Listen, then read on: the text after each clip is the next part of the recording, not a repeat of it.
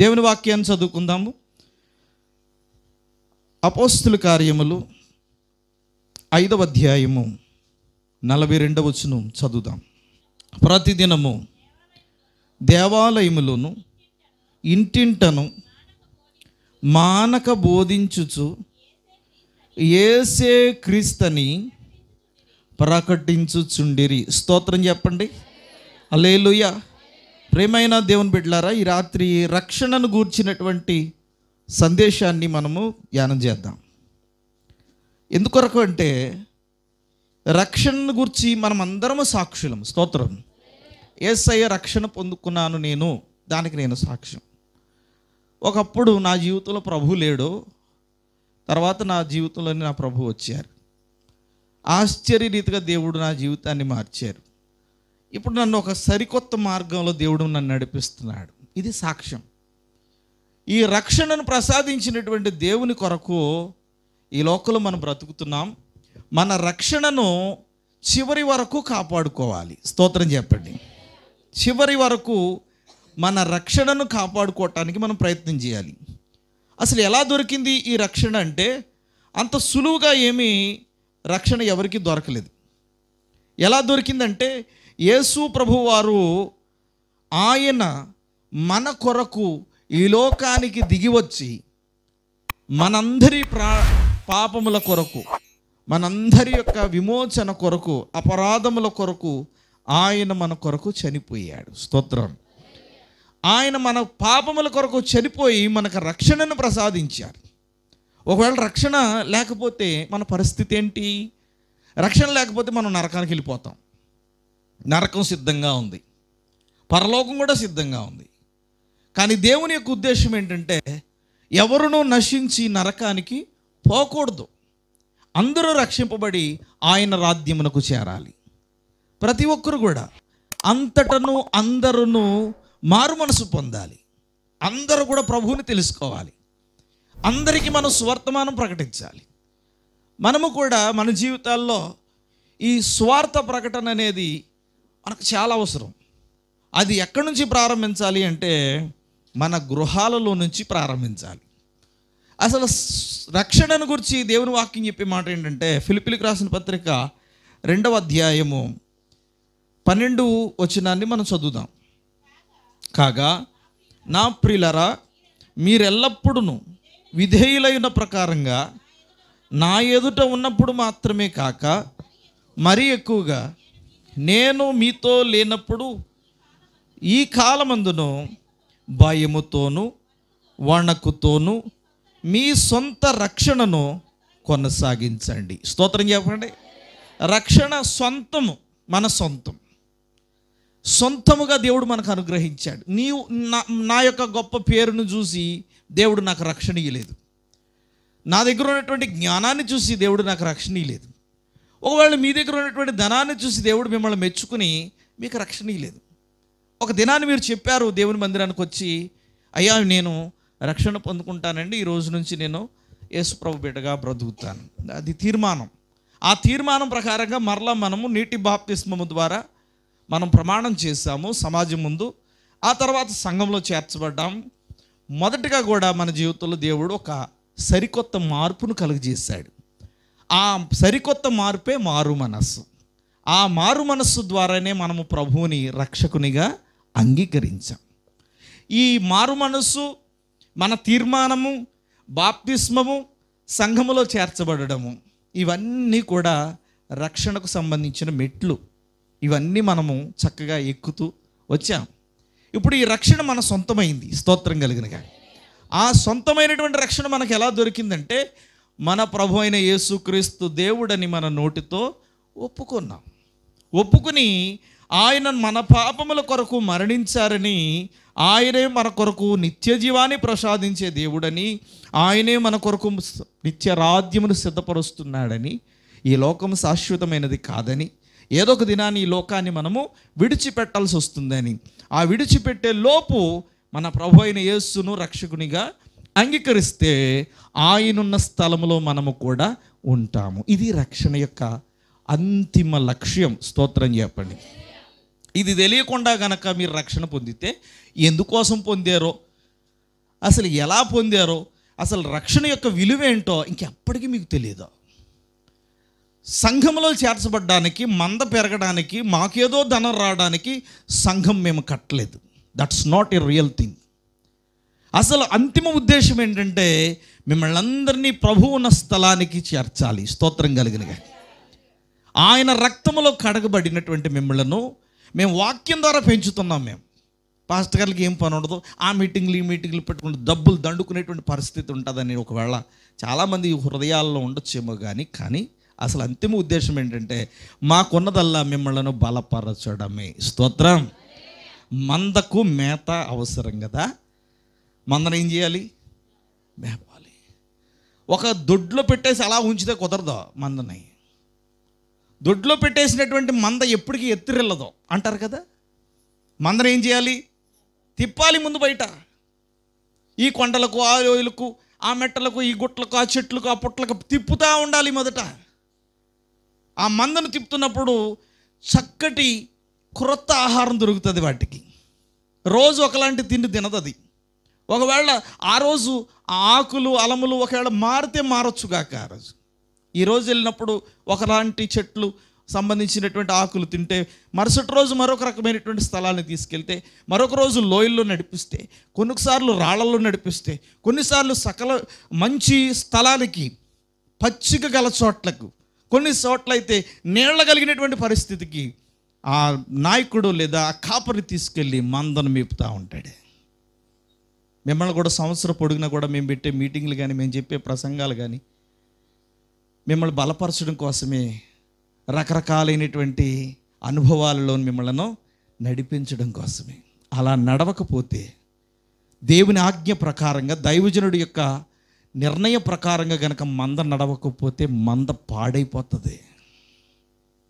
దేవుని చిత్తమును అనుసరించి దైవజనుడు నడిచినప్పుడు ఆ చిత్తమును ఏ గొర్రెలైతే విని వాటిని పాటిస్తాయో వాటికి సమృద్ధివంతమైన ఆహారం దొరుకుతుంది.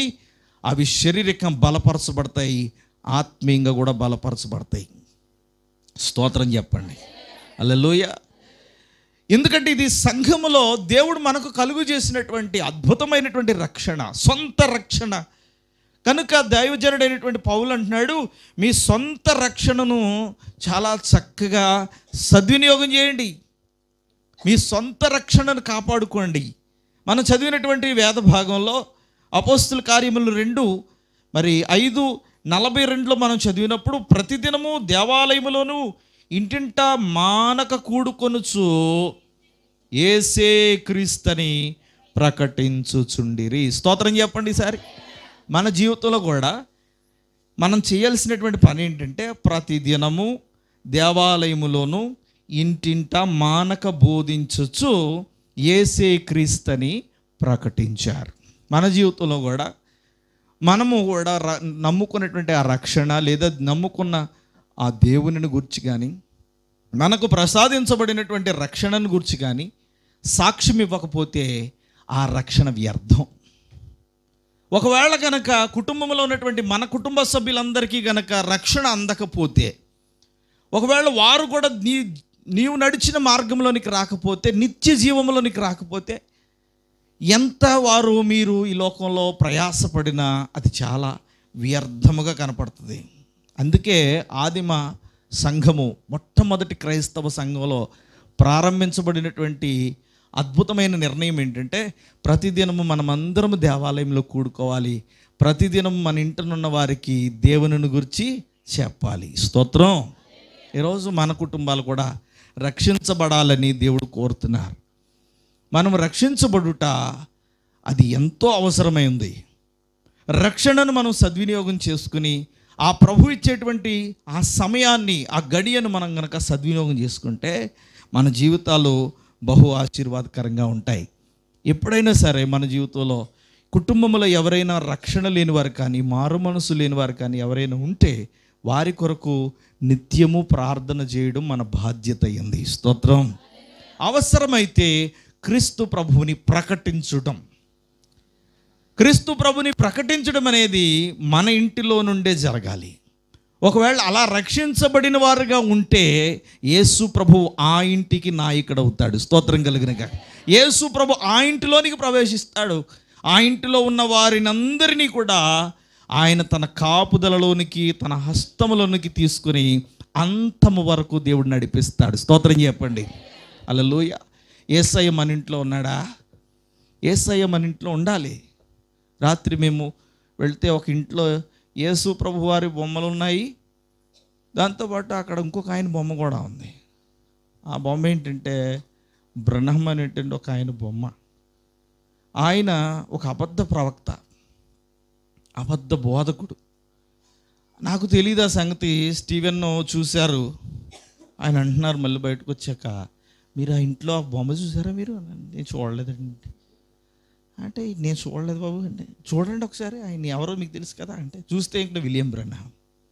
ఆయన ఒక అబద్ధ మత బోధ ప్రచారకుడు. బైబిల్ని వక్రీకరించి నేనే చివరి ప్రవక్తను, నన్ను కూడా ఆరాధించండి, నన్ను కూడా పూజించండి అని యేసు ప్రభు వారితో పాటు తన్ను తాను సమానునిగా చేసుకుని ప్రపంచాన్ని, విశ్వాసులను గలిబిలి చేస్తున్నటువంటి ఒక భయంకరమైన దొంగ ప్రవక్త విలియం బ్రహ్మ్.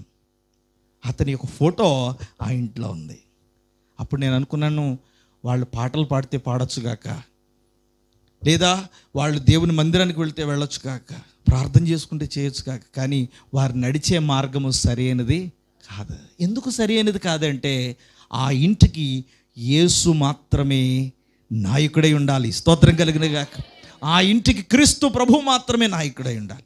ఆ క్రీస్తు ప్రభు వారిని మనం అనేక మందికి పరిచయం చేసేవారంగా, కుటుంబాలకి పరిచయం చేసేవారంగా మనం ఉండాలి. యేసు ప్రభువు గూర్చి గనక మనం పరిచయం చేసి ప్రభువుకి వారిని అప్పగించకపోతే వారు యుగయుగాలు నరకములో, నిత్య అగ్నిలో పడిపోతారు. అలా పడకుండా ఉండేందుకై మనం క్రీస్తు ప్రభువుని వారికి పరిచయం చేయాలి. ఏ ఇంటిలో అయితే యేసయ్య ఉంటారో ఆ ఇంటిని దేవుడు తన ఆధీనంలోనికి తీసుకుని నడిపిస్తాడు. స్తోత్రం కలిగినగా. చాలాసార్లు మనం కూడా కొన్ని బోర్డులు కొనుక్కుని మన ఇంట్లో పెట్టుకుంటాం. మన ఇంట్లో కూడా ఒక బోర్డు ఉండేది, ఈ గృహాధిపతి యేసే అని ఉంటుంది. ఈ గృహాధిపతి యేసే అంటే ఈ ఇంటికి అధికారి, ఈ ఇంటికి నాయకుడు, ఈ ఇంటికి పోషకుడు, ఈ ఇంటిని ఆదరించువాడు, కన్నీళ్లలో, కష్టములలో, బాధలలో, ఇరుకులలో, ఇబ్బందులలో సహాయం చేయగలిగినటువంటి శక్తిమంతుడు యేసే. స్తోత్రం కలుగునుగాక. నిజమే కదా. యేసయ్య మన ఇంట్లో పెట్టుకోవాలి. మన ఇంటిలో ఉన్నటువంటి ప్రభు మనలో కూడా ఉండాలి. స్తోత్రం కలిగినగా. ఇంట్లో బొమ్మల రూపంలో, లేకపోతే టీవీల్లో వాక్యాల రూపంలో మాత్రమే కాదు, జీవితంలో కూడా ప్రభువుని మనం కలిగి ఉండాలి. స్తోత్రం కలిగినగా. యేసు ప్రభు వారు ఎలాగా ఆయన ఈ లోకంలో జీవించారు, ఆయన అడుగుపెట్టిన స్థలాలలో జరిగినటువంటి అద్భుతాలు ఏంటి, నేను కొన్ని క్లుప్తంగా చెప్పి 2-3 విషయాలు చెప్పి నేను ప్రార్థన చేస్తాను. యేసు ప్రభు వారు ఎక్కడెక్కడ ఉండినప్పుడు ఏ విధమైన అద్భుతాలు జరిగినాయి. మత్తయి సువార్త 2వ అధ్యాయంలో ఈ సంవత్సరం క్యారల్స్ కొరకు నిర్ణయించబడినటువంటి మా ఇంటి క్రిస్మస్ కొరకు నిర్ణయించబడిన వాక్య భాగం 2:10.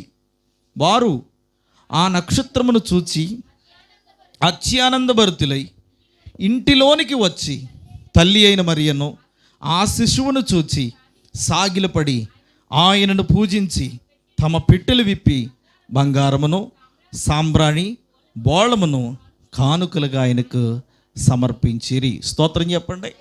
హల్లెలూయా. యేసు ప్రభువారు ఆ ఇంటిలో ఉన్నారు. ఆ ఇంటిలో ఆయన ఎలా ఉన్నారంటే 2 సంవత్సరాల ప్రాయములో ఉన్నారు ఆయన. స్తోత్రం చెప్పండి. హల్లెలూయా. ఒక్కసారి అందరూ తలలు పైకెత్తి నన్ను చూడండి. అఫ్కోర్స్ నేను బాగోకపోయినా, పౌడర్ అయిపోయినా మీరు నన్నే చూడాలి. స్తోత్రం చెప్పండి ఒకసారి. మీరేమైనా 3 రోజులు ఏమైనా క్యారస్ తిరిగారా? ఏమా దవితం గారు తిరగలేదు కదా. ఒకరోజున వచ్చారు వీళ్ళు, మరి ఎందుకు నిద్ర అవుతున్నారు? 3 రోజులు వచ్చిన వాళ్ళు ఇక్కడ ఉన్నాం. ఏమండి ఆంధ్ర గారు, 3 రోజులు ఏమో మనం ఏమండి ఇక్కడ ఉన్నటువంటి ఏమన్నా శాంబాబా, మనకు నిద్రలు ఉన్నాయా? మేము వాలేయచ్చు కదా ఇక్కడ అంటే మీరెందుకు వాలేస్తున్నారు? స్తోత్రం. గుమ్మములారా పైకెత్తుడి, మహిమగల రాజు మీలోనికి స్తోత్రం చెప్పండి. మీ తలలు ఏం చేయాలి? పైకెత్తండి. కోడి నిద్రలు, చేప నిద్రలు మాకొద్దు. 10 నిమిషాలు దేవుని మాటల మీద మీరు మనసు ఉంచండి. స్తోత్రం చెప్పండి. హల్లెలూయా. ప్రేమైన దేవుని బిడ్డలారా, జ్ఞాపకం చేసుకోండి, యేసు ప్రభువారు ఆ ఇంట్లో 2 సంవత్సరాల చిన్న పసిబాలుడిగా ఉన్నాడు. ఆయన యేసు ప్రభు 2 సంవత్సరాల పసిబాలుడిగా ఉన్నాడు. మొన్న మా పాస్టర్ గారు అంటున్నారు, మీరు ఆ ఇంటిలో యేసు ప్రభు వారు ఉన్నారు అన్నారేంటి? మీరు ఒక సరికొత్త విషయం చెప్పారు. నేను ఇప్పటి వరకు వచ్చి మా నాన్న కానీ, మా అన్నయ్యలు కానీ, మా తమ్ముడు కానీ ఎవరు ఈ సంగతి చెప్పలేదు, మీరు మాత్రమే చెప్పారు. భలే ఉందండి, ఇప్పటి వరకు నాకు తెలియదండి అన్నారు. ఏమైందమ్మా, ఏంటి సంగతి అని అడిగితే ఆవిడ చెప్పిన మాట ఏంటంటే, నేను చెప్పిన మాట ఏంటంటే, యేసు ప్రభువారు పశువుల పాకలో ఉంటుండగా, యేసు ప్రభువారు పశువుల పాకలో ఉన్నప్పుడు జ్ఞానులు రాలేదు. పశువుల పాకలో ఉన్నప్పుడు గొర్రెల కాపరులు వచ్చారు. అర్థమైందా? లూకాసు వార్తలోనికి రండి. కొన్ని మాటలు నేను మీకు చెప్పి అర్థమైనట్టుగా కొన్ని విషయాలు మీకు బోధించి నేను వెళ్ళగలను. 2వ అధ్యాయములో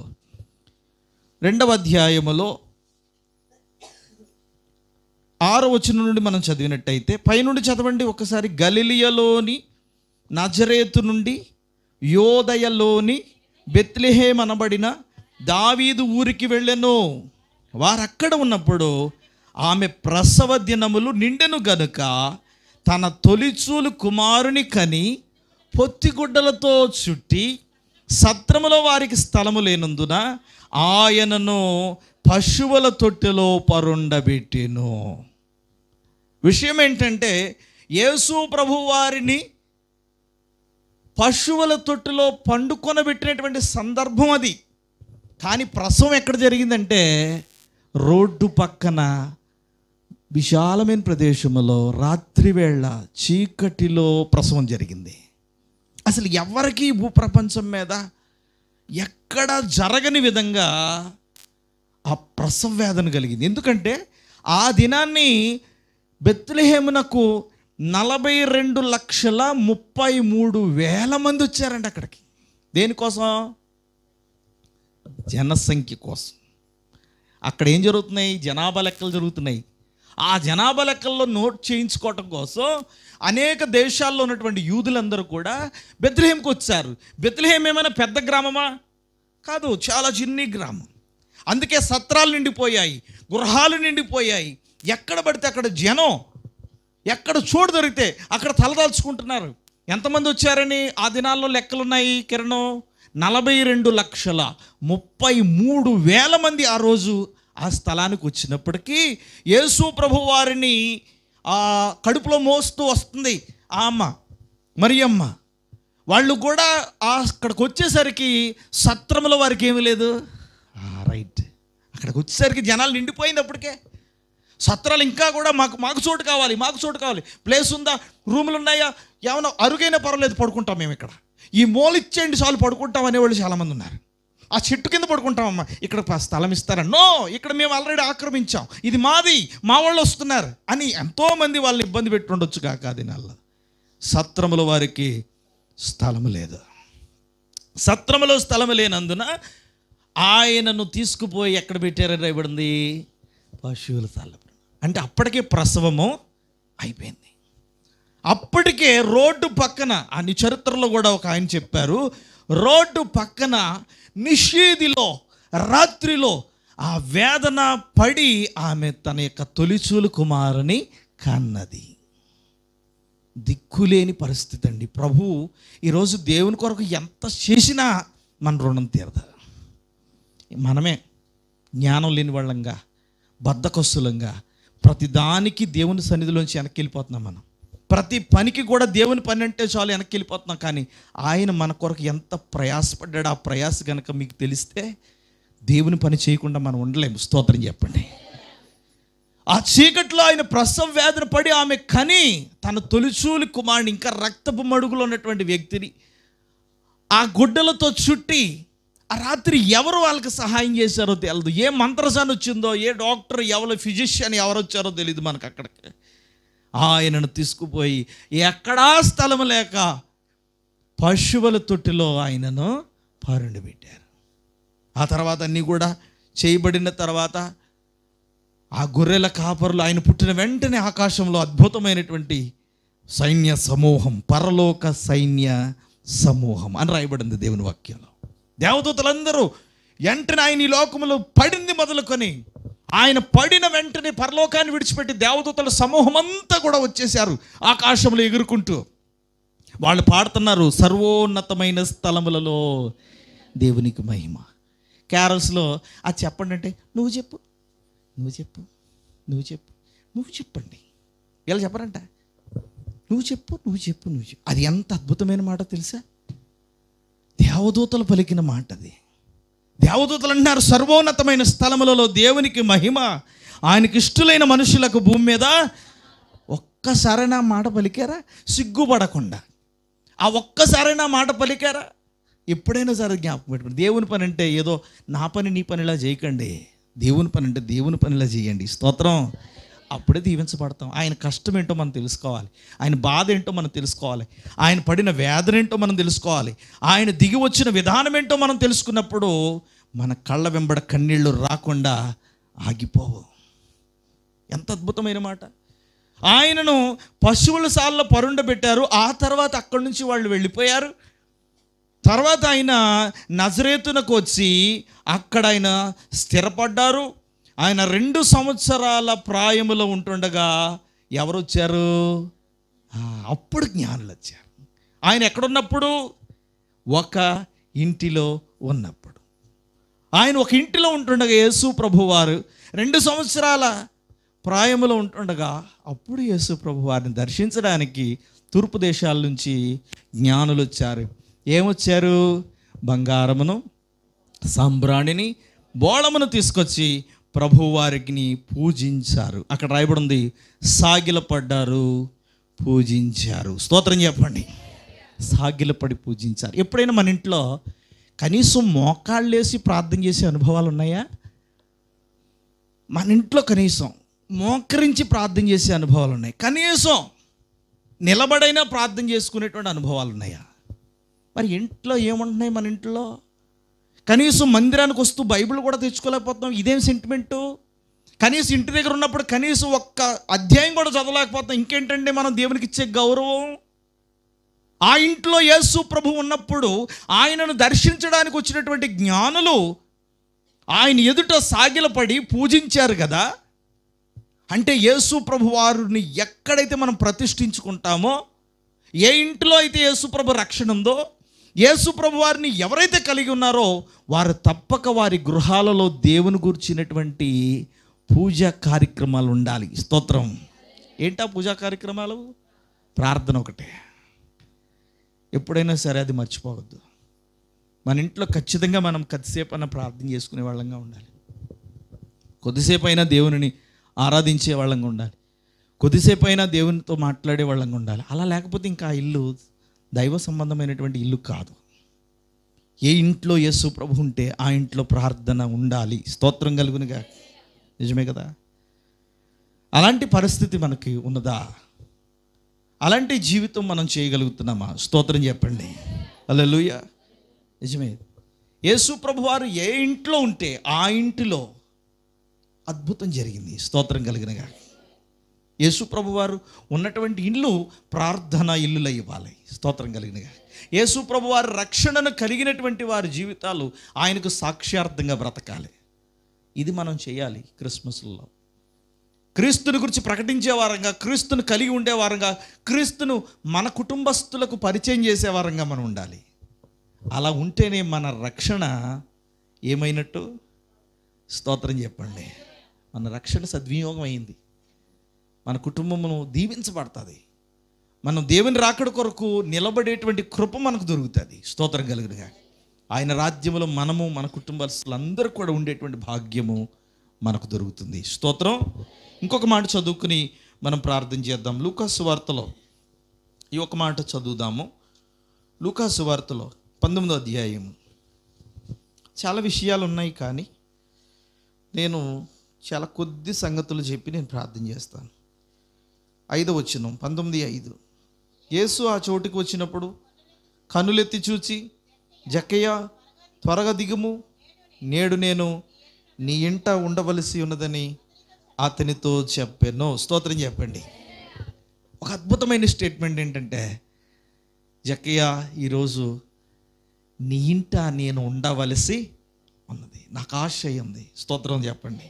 యేసుప్రభు వారు కొన్ని చక్కటి విషయాలు చెప్పేవారు.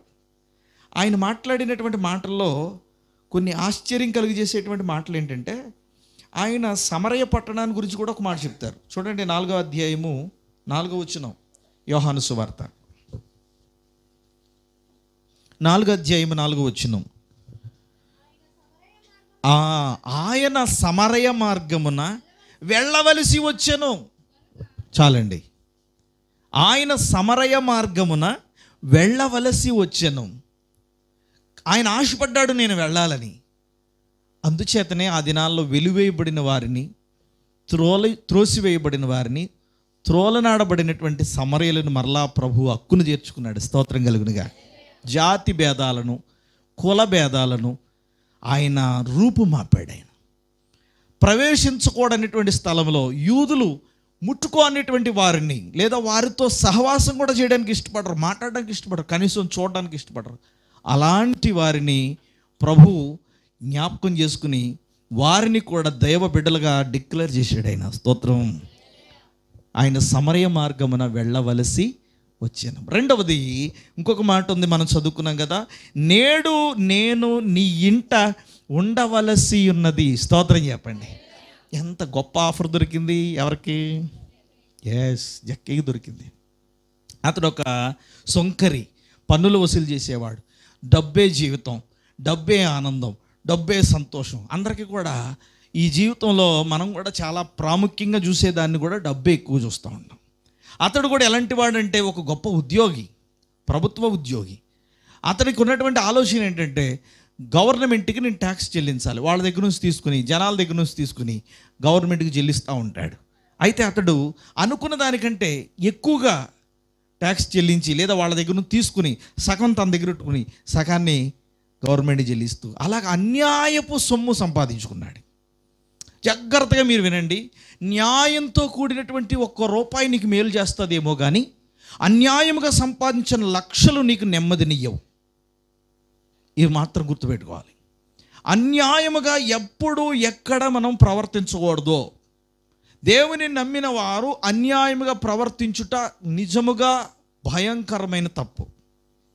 దేవుని నమ్మిన వారు న్యాయస్తులై ఉండాలి. ఆయన న్యాయకర్త. స్తోత్రం కలిగిన న్యాయం చేస్తాడు. నువ్వు అన్యాయమైపో, కానీ దేవుని పక్షంగా ఉంటే దేవుడు నీకు న్యాయం చేస్తాడు. ఒకవేళ ఎలాంటి పరిస్థితుల్లోనైనా సరే నువ్వు ఆశపడు, నీకు కలిగిన దాన్ని బట్టి నువ్వు నిలబడు. అన్యాయమైనటువంటి దాని కొరకు నువ్వు ఎప్పుడూ ఆశపడుకో. న్యాయమైనదే నీకు దేవుడు జీవితంలో జరిగిస్తాడు. స్తోత్రం. ఇతడు అన్యాయముగా ధనాన్ని సంపాదించాడు. ఆ ధనమును బట్టి అతడు ఎన్నడూ కూడా సమాధానకరంగా లేడు అతని జీవితం. కానీ ఒకరోజు యేసుప్రభు వారు ఎరికోకు వస్తున్నాడని అందరూ మాట్లాడుకుంటున్నారు. ఆ సమయంలో ఆయనను చూడాలని ఆశపడ్డాడంతే. ఒకే ఒక్క మాట, చూడాలి. జస్ట్ ఆయన చూసి వచ్చేద్దాం. మనం కూడా అప్పుడప్పుడు ఈ రికార్డ్ డ్యాన్సులు కానీ, ఏది నవరాత్రులు ఊరేగింపులు కానీ వెళ్తుంటే మనకు కూడా ఆశలు కలుగుతూ ఉంటాయి. ఏంటి? జస్ట్ వెళ్ళి చూసి వచ్చేద్దాం. స్తోత్రం. పైపెచ్చి మనం ఎవరం చెప్పండి? దేవుని బిడ్డలం. కానీ మనకి ఏం కావాలి? వెళ్ళి కాస్త చూసొచ్చే వరకు ఎవరికి మనస్సులో ఉండదు. చూసి వచ్చేసిన తర్వాత అమ్మయ్య దేవుని స్తోత్రం. ఇది ఎప్పుడైనా దేవుని మందిరం మీద ఉంటుందండి? కనీసం దేవుని మందిరం మీద ఉంటుందా? దేవుని ఆలోచనల మీద, దేవుని తలంపుల మీద, దేవుని పనుల మీద ఉంటే ఎప్పుడో బాగుపడదు. మనం ఇంకా ఉన్నతమైన స్థితికి దేవుడు తీసుకొద్దాడు. స్తోత్రం చెప్పండి. ఎరికోలో ఉన్నటువంటి ఇతడు అనుకున్నాడు, జస్ట్ వెళ్ళి నేను చూసి వచ్చేస్తాను అనుకున్నాడు. కానీ ఎప్పుడు అనుకోలేదు యేసు ప్రభు నన్ను ప్రేమిస్తాడని, కానీ ఎప్పుడు అనుకోలేదు యేసు ప్రభు నన్ను చేర్చుకుంటాడని, కానీ ఎప్పుడు అనుకోలేదు యేసు ప్రభు నా ఇంటికి వస్తాడని. ఎందుకు తెలుసా? ఆ దినాల్లో సుంకరులను మహాపాపులుగా డిక్లేర్ చేశారు. మహాపాపులుగా. ఎందుకంటే సుంకరి ప్రార్థన చేస్తాడు. 18వ అధ్యాయములో 13వ వచనంలో ఒక సుంకరి దేవుని మందిరానికి వెళ్ళి ప్రార్థన చేసేటువంటి విషయాన్ని యేసుప్రభు చెప్పారు. అయితే సుంకరి దూరముగా నిలుచుండి ఆకాశం వైపు కన్నులెత్తుటికైనను ధైర్యము చాలక రొమ్ము కొట్టుకొంచు, దేవా పాపినైన నన్ను కరుణించుమని పలికెను. అంటే ఆ దినాలలో సుంకరులను, ఈ పన్నులు వసూలు చేసేవాళ్ళని, అన్యాయం డబ్బు కోసం అనేక మందిని ఇబ్బంది పెట్టేవారిని ఆ దినాల్లో మహాపాపులుగా నిర్ణయించారు. అందుకే సుంకరి దేవుని మందిరానికి వెళ్ళి ఏమని ప్రార్థన చేస్తాడంటే, పాపినైన నన్ను కరుణించు. నన్ను ఎవరు పట్టించుకోవట్లేదు. రోడ్డు అంటే వెళ్తున్నా ఎవడు నాతో మాట్లాడతలేదు. ఎవడు నువ్వు బాగున్నావా తిన్నావని కూడా ఎవడు నన్ను అంటలేదు. ఒరే పాపి నువ్వు పక్కకు పో అంటున్నారు. ఒరే అన్యాయమైన ధనం మా దగ్గర తీసుకుంటున్నవాడా, వెళ్ళిపో, మమ్మల్ని బాధ పెడుతున్నవాడా, మాతో మాట్లాడకు. ఇలాంటి మాటలు అనేకమైనవి తన జీవితాల్లో వినబడి ఉంటాయి. కానీ యేసు ప్రభువారు ఆ యెరికోకు వచ్చినప్పుడు తనకి ఎన్నడూ కూడా ఎవరు తనను పలకరించేవారు కాదు, ఎవరు తనను చేర్చుకునేవారు కాదు. కానీ తనకే ఒక అద్భుతమైన ఆశ కలిగింది, యేసు ప్రభువారిని చూడాలి. ఒకసారి ఆయన చూసి వచ్చేద్దాం అనుకున్నాడు. వెళ్ళాడు. కానీ జనాలు అందరూ చాలా పొడుగ్గా ఉన్నారు. వీడు చూస్తే చాలా పుట్టాడు, ఇటెల్లాలో తెలియదు. వాళ్ళ కాళ్ళ సందుల్లో చూస్తున్నాడు కానీ అయినా కనపడతలేదు. కానీ జనాలందరూ విపరీతమైనటువంటి జనసమూహం యేసు ప్రభువారిని వెంబడిస్తున్నారు. ఓకే, ఆయన అవతల సందుకు వస్తాడు కదా అని చెప్పేసి అక్కడికి వెళ్ళిపోయి ఆ ఒక చెట్టు ఎక్కేసి కూర్చుందాం, ఈ లోపల ఆయన మన పక్క నుంచి వెళ్ళిపోతాడు, నేను చూసి వెళ్ళిపోదాం అనుకున్నాడు. కానీ ఆ దినము యేసు ప్రభువారు ఆ మార్గం గుండా వస్తూ చెట్టు మీద ఉన్నటువంటి జక్కయ్య దగ్గరికి వచ్చి, జక్కయ్య నువ్వు త్వరగా చెట్టు దిగి రా, ఈరోజు నేను నీ ఇంట ఉండవలసి ఉన్నది. గట్టిగా స్తోత్రం చెప్పి దేవుని నామమున మహిమపరచండి. ఎస్, దేవుడు తన ఇంటికి రావాలని ఆశపడినప్పుడు ఎంత సంతోషపడ్డాడంటే, జక్కీకి ఉన్నటువంటి ఆనందం ఎంత గొప్పది అంటే, ఆ దినాన్ని అతడు కొన్ని అద్భుతమైన తీర్మానాలు చేశాడు. ఇంటికి వెళ్ళిపోయి యేసు ప్రభువారు ఎదుట అంటున్నాడు, ఇదిగో ప్రభువా, నా ఆస్తిలో సగము పేదలకు ఇచ్చుచున్నాను. ఒకవేళ నేను ఎవరి దగ్గరైనా అన్యాయంగా తీసుకుంటే 4 గంటలు అతనికి మరలా తిరిగి ఇచ్చేస్తాను. తన తప్పును, తన అపరాధమును, తన దోషమును ఇంతకాలము ఎంతమందినైతే ధనం కోసం ఏడిపించాడో ఆ విషయంలో ప్రభు దగ్గర పశ్చాత్తాపపడ్డాడు. స్తోత్రం. అంటే ఏది ఒప్పుకోవాలో దానిని ఒప్పుకున్నాడు. యేసు ప్రభువారు దొరికిన వెంటనే తన పాపముల విషయమై పశ్చాత్తాపమును కోరాడు. మొట్టమొదట దేవుడు మనను కూడా క్షమించాడు. ఎఫ్ఎస్సీలకు రాసిన పత్రిక 2:1 రాయబడి ఉంటుంది, అపరాధముల చేతను పాపముల చేతను మనము చచ్చిన వారమై ఉండగా క్రీస్తు ప్రభు మనలను బ్రతికించెను. గట్టిగా స్తోత్రం చెప్పండి. ఒకప్పుడు మన అపరాధముల చేత మన పాప భారమును ఎవరు తీసివేస్తారో తెలియక ఎదురు చూసినటువంటి ఆ దినాల్లో ప్రభు మన కొరకు ఈ లోకానికి అవతరించి మన పాపములకు ప్రాయశ్చిత్తమును ఆయన కలుగజేశాడు ఆయన శిలువ మరణం ద్వారా. దేవుని వాక్యంలో ఉంది, జక్కయ్య తన యొక్క పాపముల విషయమై పశ్చాత్తాపడి, ప్రభువా ఈ దినం నుంచి నీతి కలిగిన జీవితం, పరిశుద్ధత కలిగిన జీవితం నేను జీవిస్తాను అని తీర్మానం చేసి ఆ రాత్రి ప్రభు దగ్గర తన అపరాధములు, దోషములన్నిటిని విడిచిపెట్టి నూతనమైన జీవితాన్ని ప్రారంభించాడు. స్తోత్రం. అప్పుడు యేసు ప్రభు వారు ఒక అద్భుతమైన మాట చెప్పారు, ఇతడును అబ్రహాము కుమారుడే, నేడు ఈ ఇంటికి రక్షణ వచ్చింది. గట్టిగా స్తోత్రం చెప్పండి. ఎప్పుడు రక్షణ? రక్షణ ఎప్పుడు సద్వినియోగం పరచబడుతుంది అంటే మన పాపములను ఒప్పుకున్నప్పుడు, వాటిని విడిచిపెట్టినప్పుడు. మనం ఎప్పుడు కూడా దుర్మార్గమైన పనులు చేస్తూ ఇంకా నేను దేవుని బిడ్డను, అపరాధములు చేస్తూ నేను దేవుని బిడ్డను, లేదా లోకానుసారంగా జీవిస్తూ నేను దేవుని బిడ్డను అంటూ చెప్పుకుంటే అది నీ జీవితంలో రక్షణ లేదు, ఈనాడు పోయింది అది. కానీ రక్షణ సద్వినియోగపరచబడాలంటే ప్రభు పాదముల దగ్గర మనలను మనము తెలియపరచుకోవాలి, మనం ఒప్పుకొని విడిచిపెట్టాలి, ప్రభు యొక్క పాదములు పట్టుకోవాలి, ఆయన ఎదుట మనం నమ్మకమైన వారంగా మనం జీవించాలి. అది నిజంగా నేను అనుకుంటున్నాను, ఒకవేళ జక్కయ్యకు తనకు భార్య ఉందో, బిడ్డలు ఉన్నారో, కుటుంబ సభ్యులు ఉన్నారో మనకైతే తెలియదు, కానీ బైబిల్ గ్రంథంలో రాయబడలేదు. కానీ ఒకవేళ నీ ఇంటికి రక్షణ వచ్చింది కదా, అక్కడ అదే మాట రాయబడింది, నేడు నీ ఇంటికి రక్షణ వచ్చింది. అంటే అర్థం ఏంటంటే తను మారడం మాత్రమే కాదు, కానీ తన కుటుంబస్తులకు కూడా రక్షణ భాగ్యము దొరికింది. స్తోత్రం కలుగును గాక.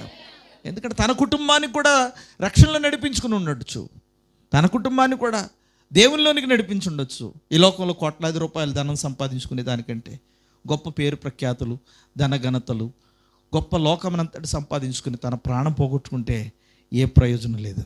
యేసు ప్రభువారు కూడా చెప్పాడు, ఒకడు తన సర్వలోకమును సంపాదించుకొని తన ప్రాణం పోగొట్టుకుంటే ప్రయోజనం లేదు. లోకంగా అది సంపాదించుకునేది విలువైనది రక్షణ. స్తోత్రం కలుగును గాక. శ్రేష్టమైనది రక్షణ. మనం జీవించినంత కాలము కూడా మనతో ఉండి నడిపించేది రక్షణ. మనం చనిపోయిన తర్వాత కూడా దైవరాజ్యములోనికి నడిపించేది కూడా ఆ రక్షణే. ఆ రక్షణ ఈరోజు మన కుటుంబాలకు ఉందా? మన కుటుంబంలో ఉన్నటువంటి వారికి ఉందా?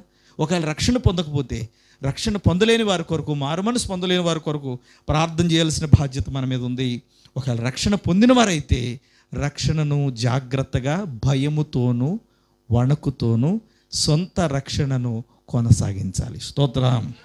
ఎందుకు భయంతో వణుకుతో అంటే ఎక్కడ పడిపోతామో మనకి తెలీదు. ఏ సమయంలో పాపం ప్రవేశిస్తుందో, ఏ సమయంలో గర్వం ప్రవేశిస్తుందో, ఏ సమయంలో సాతానుడు మనల్ని భ్రమపరుస్తాడో, ఏ సమయానికి మనం లోకంలో కలిసిపోతామో మనకు తెలియదు కనుక నిత్యము ప్రభు ఎదుట భయభక్తులు కలిగి ఉండి మన రక్షణ మనం కాపాడుకుంటూ కుటుంబాల రక్షణ కొరకు ప్రయత్నం చేద్దాం.